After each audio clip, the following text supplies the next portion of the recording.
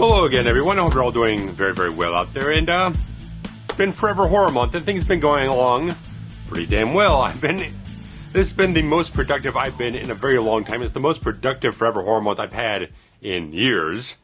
Because I always go into Forever Horror Month, want to do a bunch of stuff, and it's been kind of curtailed by a lot of crap that's gone on the last couple of Octobers.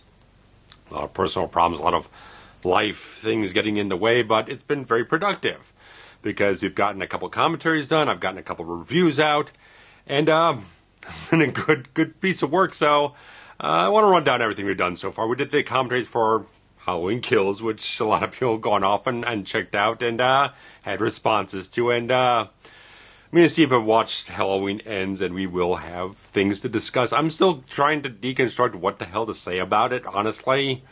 So, waiting until, I think the date's been set for the physical media release on December 27th, thereabouts. So, probably in January, we'll get around to it. We'll schedule it out at that point. So, give it a few weeks for people to grab it up and maybe revisit it and get into it. So, there's that on that thing. And we did also a commentary for Stephen King's It from 2017, Chapter 1, if you want to go that route. And we'll see where Chapter 2 falls, and one can get a couple other things going in that point in time. So we're still kind of figuring out the November and December slate, but me and Steve are actually meeting up in about less than 2 hours from now. We are going to be doing a new commentary, the last one for October, John Carpenter's Village of the Damned, because we talked about it some time ago, a couple months ago. I picked up the disc from Scream Factory, and he had said that he had recently watched it, and we put it kind of somewhere on the schedule. I figure we can squeeze one more into October for some horror-related stuff, so we can get into that, and then we'll figure out exactly what's going on in the next 2 months, so we'll figure that out a little bit more tonight. But good commentaries and stuff like that, so a lot of stuff in this month. And I've gotten a couple reviews done. I got the one done for The Stepfather, starring Terry O'Quinn, which I ran down in a very good way. I thought the video came out very, very, very well. Now, I didn't go off and watch the sequels, as I said in the video, but I feel like the first film is such a great, pure experience. I don't really need to go off and watch them. I might watch the second one at some point, but I feel like the first one's so good, it really doesn't need a sequel, which you can say about a lot of certain films. But regardless of that, I didn't feel like there was a need to see more of it. That would only just feel like it's a little cheaper on a certain way of telling the story and just kind of following up on what the film did so perfectly. And I got the one done for Peter Jackson's The Frighteners, which was a very involved video, but I had a lot of fun getting into that film. It was such a goddamn entertaining, exciting experience going into it. I absolutely loved it. I just had such the best time possible, so all the good things. I had to go back and do some reshoots on the whole thing, which just made it a better video. So everything came out really, really well. And after that was done, I sat down and watched the new Hellraiser on Hulu, and was like, yeah, I can get a video on this, but I shot it once. I was editing it, and it's like, I feel like I could do a lot better job in this whole thing. I got certain standards for the quality of stuff I want to put on. I was like, I'm saying all the kind of right things, but I don't feel like I'm presenting it as best I could. I think I could do better, so I went off and reshot it, and re-edited it, and got it out to you guys, so hopefully you check that one out. And give me some feedback on that regard or whatnot, how you felt about it, because I really love the first Hellraiser film. I'm kind of mixed on all the sequels. Even the second one, I bought the second one on the Arrow Video Blu-ray because I thought there was an outside chance me and Steve might follow up and do the second one and maybe the third one, maybe. But that didn't materialize. He wasn't very interested in going for it. And I kind of sat down and started watching Hellbound. It's like it's not a bad film. I'm just really not interested. I'm just really not caught up on the film. I just feel like it's so heavily focused on just the mythology stuff. It kind of doesn't have like a main plot or story to it. It's a lot of stuff in it that's interesting if you're very much deeper into that. But I just felt like my enjoyment of it has really waned over the years, and just like I really wasn't that into it. I was just more into it. The first film with this much more intimate personal story of like human evil and human desires and all that type of interesting substantive stuff. I didn't feel as compelled by the second one, so I did sell that one off, but it helped pay for a bunch of stuff I have over here. Oh, some other stuff I sold off to kind of trade up on different things here, so we'll get to that shortly. But still, I thought the new Hellraiser was a good step forward. It still had some problems, some shortcomings, but I felt like a lot of the performances in it, The lead performances really carried a lot of things through, plus the effects and some of the visuals, and definitely the return of some of the score from the franchise. If you haven't checked out the video, go off and check it out if you want to, and post some comments about it there. But I actually finished up Forever Horror Month a little early. I kind of started off late. I kind of get pushed back on starting up things, and now I've kind of finished up early, which is strange. But because I was talking on the last update of maybe getting around to The Exorcist, Exorcist 3, but I just feel like I don't have enough time of it before the end of the month. And next year is the 50th anniversary of The Exorcist, and there's rumblings of a 4K release coming out sometime in that year. We'll see where things land. I don't know. It's still in the pipeline. I just want to feel like I want to hit it when the feeling is right. So I don't want to just do it because I got another week left in October and can just scramble and get it done. Contemplating it, but it's like, okay, nah, it's just way too much to watch both cuts of the film, watch all the documentary stuff, and get into a bunch of the research. It's too much to jump into on just like a day's notice or something like that. So it'll still be up there. I'm still kind of hanging it a little higher than it was before, but I'm just kind of like figure out when it feels right to jump into it. And I have the time to do everything I want with it the right way. So it's still, the urge is still there. I just want to make sure I have time to work on it and get it done when I feel like it's the right time to hit it and drop it and stuff like that. And the 50th anniversary feels like a good thing. I'm not saying I'm going to wait another year to when it was released in December, but maybe sometime in the next few months, I'll figure out where it kind of fits into what I want to do, when I want to do things. It's still of high interest to me. If I had more time this month, it was maybe 2 weeks out, I would take some time and plot it out here and there, kind of sprinkle in a watch here, a watch there, compile notes and stuff like that. But I feel like I'd be trying to rush it too much to hit that Halloween date right now. So going to leave the Village of the Damned commentary be kind of like the last thing released for Forever Horror Month. Then we'll shift into whatever else we feel like for November and whatnot. But that's all I have that's been recently released for the month and everything like that. But I am kind of going to shift over to more retro video series stuff shortly. Because, again, I've got the whole thing with the Friedkin film Jade, talking back around with Friedkin stuff. So I'll probably be shifting into that in due time. Don't think it's exactly the next thing I want to do. I was kind of thinking about jumping into a retro video series for October. But I feel like I was going to kind of half-ass it. I feel like I wasn't completely enthusiastic about the idea I had in my head, so it's something that's it's been around since like the inception of retro video series. I just never quite click into fully being invested in it because I'm not that big of a fan of the film, but it's a very interesting to talk about, so I'm just kind of waiting until it clicks into the right place where I feel like, yeah, I could do it the most justice. I'll have the enthusiasm for it. I want to talk about certain other things from the certain filmmaker, so things here and there, but Jade will probably happen in November. But I'm thinking about this next one will probably be about 2 months out there, about here and there. Because I started thinking yesterday about doing the Star Wars Special Edition Retro Video Series episode. Because I went all the way from 82 up to 95, which is all the pre-Special Edition releases on home video. It's about time to start at least like capturing footage and stuff like that. Maybe not doing so much research, but at least getting all the stuff captured onto the computer for the laser discs and stuff like that. Get that all transferred over. I still saved some of the captures I had from the last one so I could do some specific comparisons of video transfers and the color grading and stuff like that. So I'll still have some of that there so I didn't have to go back months later and kind of recapture everything and drive myself nuts again.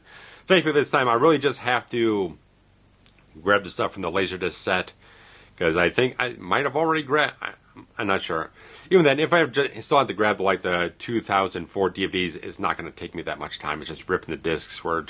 Those are not a strain of time ripping DVDs. The Blu-rays are much more of a high end type of thing because there's a lot more data to grab and convert and stuff like that. But the DVDs kind of zip by real easily, so that's not a big thing. And I don't think I'm going much past like the 2006 DVD release with the Laserdisc transfers of the bonus features. I don't think I'm getting in, because it's retro video series. So I kind of want to start going so much in like the Blu-ray changes, the 4K changes. I want to kind of at least have a partition there to a certain degree and kind of be able to focus more on these first two releases and maybe just have a bit of a summation of the constant evolution or de-evolution of stuff after that fact. Or maybe I could do something further beyond that at a certain point in time, but I just want to kind of focus on like 97 up to 2006, and I do have a Twitter companion to work on this whole thing. I think it's Drew. He does the like the Star Trek visual comparisons, the Star Wars visual comparisons, things. He's always tweeting out release the original trilogy. Actually contacted me after I did the first episode and saying, like, whenever you want to do that, I would definitely be willing to help you out with some other information, notes, stuff like that, any help you need. So I'll tap that into a time where I see where the research kind of bores out to a certain degree. But right now I'm just kind of slowly focusing on capturing the Laserdisc so I can get all the files in order. Then I can do research later on in like November or something like that and can get up to shooting it maybe in December or so. It's going to be in the works. But that's there on that front end.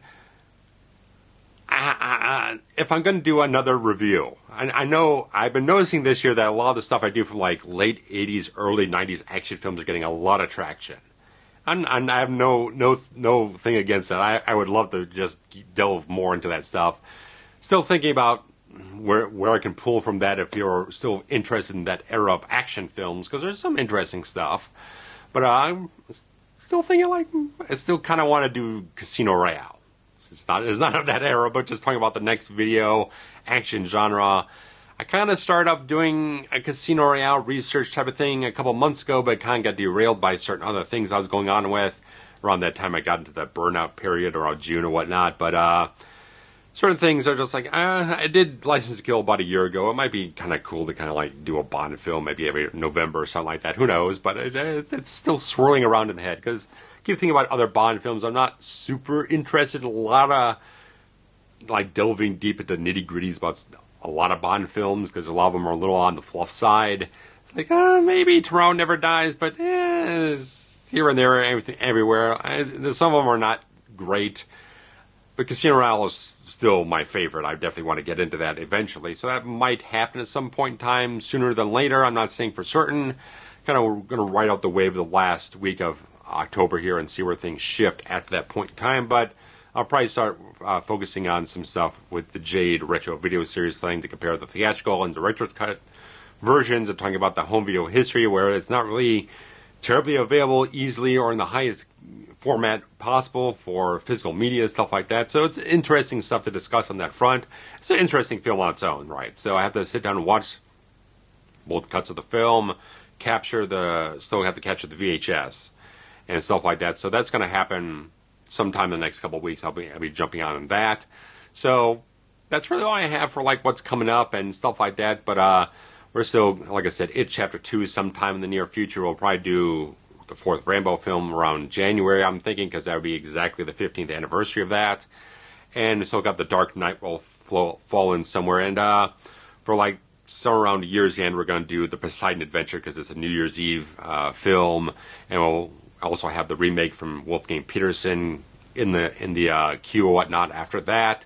So we're still kind of filling in some blanks. We got some ideas. We'll kind of settle things off when we talk a little later on after the commentary recorded today. But let's talk about the media pickups, all those great things, and it's all 4K stuff, and most of it's Scream Factory, so you can imagine what I have here.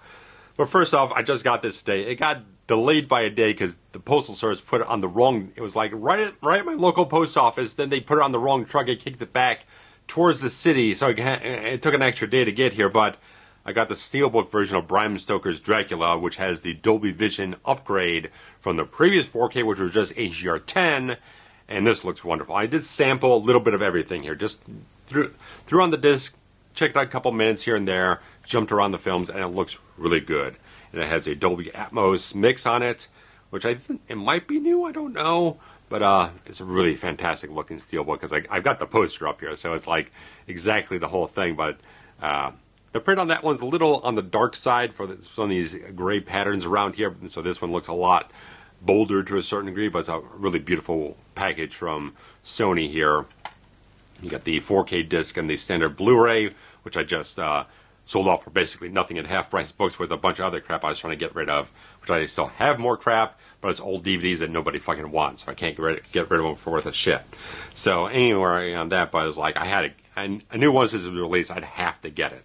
There's a lot of horror films that are got the 4K upgrade this past month, along with Fright Night. But since I bought the Fright Night Blu-ray, I don't know, it was 2-3 years ago, early 2020, it might have been, haven't even watched the damn thing. So I feel like if I get to a certain point and the thing goes on sale, or maybe they put out a regular like slipcase edition, maybe I'll grab it if it's cheaper or whatnot. Same thing with like the Event Horizon 4K. It's like more of the fact that the Event Horizon 4K is on a steelbook design that I don't like. I don't like the art for it whatsoever because I just don't like it. So if Paramount puts out like a regular slipcase version with like the original poster art, I'll probably grab that up. But regards to that, it's just one of those things. Like if I'll wait it out, I can wait it out. I also I'm not fussed about getting the 4K upgrade for Lost Boys. I know the picture looks way better than it did before, but since I did, same thing with Fright Night, because I did the Fright Night and Lost Boys reviews back in fucking 2016, almost 7 years ago, and I haven't watched either film since I did that those reviews. But I'm more interested in Fright Night because obviously I don't have it on screen here, but I did meet Chris Sarandon a couple many years ago at Days of the Dead. I got him to sign autograph still from the film, so that still maintains in my visual area of the. I always have it up somewhere in the room to look at, so it's always something that keeps my eye on it. And Steve's not a fan of it, but I like Fright Night. I think I would always kind of liked it a little bit more than Lost Boys. Always liked it a little bit more, and I don't know how well that caked on Peter Vincent makeup and Roddy McDowall kind of holds up in 4K, but I right now I'm holding on to the Blu-ray because I never actually watched it. But once I probably get into that, kind of want to see more of the special features. Maybe if a discount goes on at a certain point in time, I might go into it. But moving on to the Scream Factory stuff, this one just arrived because I got this from deep discount because I originally had it pre-ordered through Bull Moose, but I kind of canceled it almost at the last minute because I felt like I don't need to really spend money on that right now. But I waited a few weeks, and deep discount ended up having a 15% off coupon, and the thing was discounted around $25 or so, $26. So it really kind of gave me a nice discount on the whole thing. So I got around $21, $22 or so. And of course, since I just did sell off my Steelbook version of this, I got the 4K upgrade of The Fog for John Carpenter from Scream Factory. And this looks pretty damn good. Now, the coloring is different from the Scream Factory version, which seems to be the kind of anomaly in the whole thing, because they have a lot more bluer tones in a certain way, but none of the other transfers I've seen of the whole thing reflect that color grading. This one's much more probably back to how it looked theatrically. So I don't know where those blue tones came from that old master, but this one looked pretty damn exceptional in a certain way. I mean, Dracula one looked good when you got a lot of those reds coming out in the whole thing, the satin robe or whatnot that Oldman's wearing in certain scenes, or some of the other red attire or the blood or whatnot really pops out very nicely on the Dolby Vision thing. This one looked really nice to a certain degree, so really kind of gave it a certain quality to it that just looked a lot better. And of course, this one has Dolby Atmos as well, and the restored mono track on the whole thing. So it's all the same features you had before, but added the 4K stuff. I just I have to get this because it looks, Kuney cinematography, this thing is breathtaking in a lot of places. We're getting a lot of that good scenery. Looks fantastic. The location they use in this thing, awesome. And so it looks really, really good. I'm just adding more and more stuff to the 4K. So the only thing I haven't gotten from Carpenter that's on 4K is Escape from LA, because I haven't watched that one in about 15 years. 15 years ago, I was kind of working on a kind of like a fan edit type of thing of like a music video for like Snake Plissken stuff for old stuff I did back then. And that was the only time, I kept watching footage of it over and over again and stuff like that. It started becoming a bit of an acquired taste, but I haven't watched the damn thing in fucking ages. It's am I really going to be that interested to watch it on 4K and kind of rewatch it to have that much of a quality to it? But I think everything else that's come up on 4K, John Carpenter, I now own. I have Halloween, The Fog, Escape from New York. I've got Christine, Prince of Darkness, They Live. And I think that's about it for this point in time. They haven't done Big Trouble or Starman. Deaf Crocodile, this label or whatnot, this company or whatnot, has been working on like a restoration for Assault on Precinct 13, but I don't know what the status of it is right now or who is going to directly release it. If they're releasing it, if they're kind of partnering up with someone else, I don't know. But I haven't got any of the 90s ones yet, but Vampires looks good on Blu-ray. Mouth of Madness had that remaster from Scream Factory. Village of the Damned looks a little on the tired side. It could use a refresh, but I don't know if Universal will go for it at any point in time. But I've got everything aside from Escape from LA, I have it on 4K from Carpenter, so good stuff in that regard. But talking about more related stuff on that front, I did finish out my Halloween 4K collection here because, well, Steve and we combined I forgot one thing back there.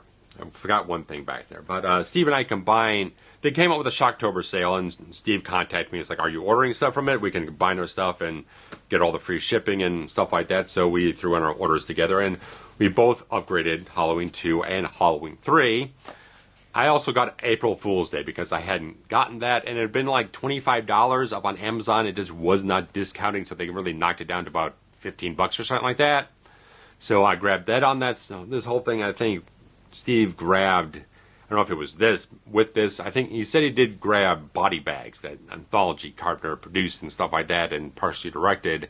So he grabbed that and maybe one other thing, but he's not grabbed the box set thing they just put out. But I already got Halloween and Halloween 4 and Halloween 5, so I already wanted to round these out. I did sell off my steelbook of Halloween 3 to kind of pay for some of this on a certain degree or whatnot, because I had the box set from before. Then I got the Steelbook upgrade, which is like a 4K remaster on the 1080p Blu-ray, which looked really, really good. I did the comparison video a couple of years ago. You can go check it out if you want.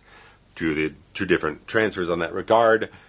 But since I sold all the stuff off, I don't have anything to directly compare it A to B with or anything like that. But I popped in a little bit of this. That looks pretty damn comparable to that Steelbook transfer or whatnot. But this one I've only seen on the old Blu-ray or whatnot from the box set way back when. And I was actually starting to watch a little bit of the TV cut. Because I don't think I'd ever watched it before. And it's kind of a shame that it's only in 4:3 standard def and stuff like that. But it's for like 4:3 pan and scan, it was at least a decent transfer. They didn't transfer some cruddy old fucking VHS tape. It looked at least decent. But it would be nice to see it in a widescreen if someone ever find a print of it somewhere in that regard. But starting to watch a little bit, it was like, this has got some other qualities to it that are kind of nice and whatnot. So I'm kind of prepping for a marathon next weekend. So I grabbed that, and of course pulled the trigger on the new box set they put out for the 3 films from Dimension Films here. And the outer box isn't anything special. It's kind of flimsy in a certain ways. The one towards the old box, and like the one I have for the Omen, much more sturdy type of stuff. Probably also like the one they did for The Fly. But I did throw at least not Resurrection, looking at Resurrection, Curse and H2O in, and they looked really, Curse really pops now. Both transfers really pop now. Before the producers Curse was kind of like, I think it was from the Inner Positive, and they didn't do a lot of like coloring alterations or anything like that, any kind of color correction type of stuff that kind of boosted up. This time they went back and rescanned everything 4K and kind of went back, and they both look very comparable to each other in terms of those qualities there, in terms of like the color grading, the saturation, stuff like that, the levels, they look very comparable. I looked at some scenes that were shared between the two of them, and they looked very much the same. So I think they looked really good. They looked poppy to a certain degree. Just had a certain thing to it. Even though I kind of liked how the producers kind of looked a little bit more muted before, this still does look very, very good. And you could always kind of adjust things slightly with your settings if you kind of prefer things a slight bit more muted. The slipcover for Curse is a little tight. Because since this one is a 4-disc set, they had to use a slightly wider case. And so the slipcase is a little tight on the whole thing. But you get you get both cuts in 4K, all separate discs for everything, and then separate discs for the remastered Blu-rays. Some people were saying like there was some problems with the regular Blu-ray disc. But I threw them on. They didn't look like there was any problems with them in terms of like as if they said they were like remastered in the wrong color space or what. I felt like maybe the blacks were maybe a tad thick to a certain degree, maybe a tad crushed to a certain degree on the regular Blu-rays. But I didn't find anything wrong with the coloring on this sort of thing. When I looked at all 4 discs on this thing, it didn't look like there was any kind of like major disparity to a certain degree. So I don't know who's talking about what on that regard. H2O I looked at a little less in a certain way because it's a little bit more just kind of like warmer tones and a little bit of contrast here and there, but looked respectable in a certain way. It looked pretty nice. Didn't touch Resurrection because I didn't think anyone was gonna like gush over how Resurrection looks one way or another, but it's the one that has all the ton new interviews and stuff like that in that regard. But it's kind of a nice type of thing just to have these because I was kind of debating back and forth. But like I said, I sold off the old deluxe edition like 15 disc box set because like if I want to get the 4Ks, I don't have any reason whatsoever to keep these. I did rip the commentary from the Criterion commentary from the original Halloween off just because they didn't have it over on the 4K version. So like, let me just grab that because I'll probably lose it forever. But other than that, I just like I don't need to keep this thing, so I sold it off. First person who actually gave me a best offer on eBay never paid for the damn thing, so I had to relist it. And then someone else came in, they gave me a best offer. Things went on very, very well. I packed it extremely well, padding all over the place, sent it off, got my money. And I was kind of hemming and hawing, trying to find like the best freaking deal for the 3-pack in a certain way, looking like every goddamn website, trying to find a discount code, stuff like that. And I kind of like talking a little texting back and forth with me and Steve and whatnot. I was like, okay, I already got like over $200 for the goddamn box set that I just sold off. I'm still in a positive here if I just buy it for like the $105 or something like that. So I got on Bull Moose, which I earn points from the purchases. So I feel like, well, I still earn something off in that regard. So I still get something back on the whole thing. So it kind of works out to a certain degree. So anyway, so I sold off the old box set of that. I paid for all of this stuff, plus extra, plus more stuff. I paid for this stuff. It probably paid for this stuff. So all the stuff was paid for because I sold that box set for over $200. A lot of people were selling for maybe like $300 or something else like that. So I feel like, let me just knock it down. I don't need to be super greedy on that regard. But if collectors are willing to pay a premium price for it, they're that hungry for it, go ahead. I put it out for best offer. And I took it and anything worked out and stuff like that. So they all look pretty good. Like I said, I didn't put in the 4K for Halloween 2 yet, but I'm sure it looks just fine. Like I said, and the box set ones do not have AMES remixes. They're just the 5.1s and the stereo mixes. That's probably just a licensing deal, a licensing snag with like Miramax, Dimension Films, stuff like that. They didn't allow them to go in and futz around with some sound mixes, so some people will be a little off on that regard, but they're probably still very good mixes to a certain degree and all that type of stuff. So I thought everything looked good on this stack. Everything looked very, very nice. I thought all the transfers looked very good. They're all worthwhile, and that's all I have for media pickups. So big stuff. There's always going to be stuff later on and here, there, and everywhere, but all that type of stuff. Regardless of that, a couple other random things. I had some other things on my head. I kind of forgot a little bit about them, but anyway, one thing is, little type of things. I got an email today from Wikipedia because they're always asking like yearly annual donations, and I always kind of donate a little bit of something to Wikipedia because I use it so much for research on the videos. It's such a valuable resource for me. So I was like, I use it all the time. It's very valuable to me. So I always throw a few bucks at the donation or whatnot, and that wraps around to something else I've been doing lately. I was helping my friend AMES, the songwriter out in L.A. We were talking back and forth and doing about certain other things that are they're updating certain things on YouTube in terms of like now you're going to have handles like at RavensFilm or something like that. So you got to secure your new handle, and we were kind of dealing with other little things here and there and talking about all other things. But I was kind of like looking over a Wikipedia page and like we haven't updated in 3 years. I was the last one to actually update it on my own. And so when her last EP was coming out, I kind of said, like, I kind of threw it back around to her. I threw it at her a couple months ago, and I threw it back at her recently. It's like, we probably should get this updated. If there's any particular, like, songwriting credits or other collaborations you've done or certain other things, let me know about it. So we kind of compiled all the information, and I got it published up there at this point in time. So it was a really nice thing that, like, she's gotten a lot of songs she's written have gotten placed in certain like licensing deals for like TV shows or certain other things here and there or commercials to a certain degree. And she's been since like about a year now. She's been a professor of She's a professor at the Herb Alpert UCLA School of Music. So she's been teaching for about the last year over there for stuff about the music industry and songwriting and stuff like that. Professor of Songwriting is the official title. So she's been working on that. So I had that in there. And she's got a side project or two she's been working with and stuff like that that have gotten little traction here and there. So I'll have a link below if you want to go check it out and stuff, and links to some for social medias, not social media, but the digital music platforms she's got her music up on. If you want to check it out, I definitely say you guys should definitely check out her stuff. I think she does some really heartfelt, warm type of stuff. Very talented. I love her voice. She's absolutely fantastic.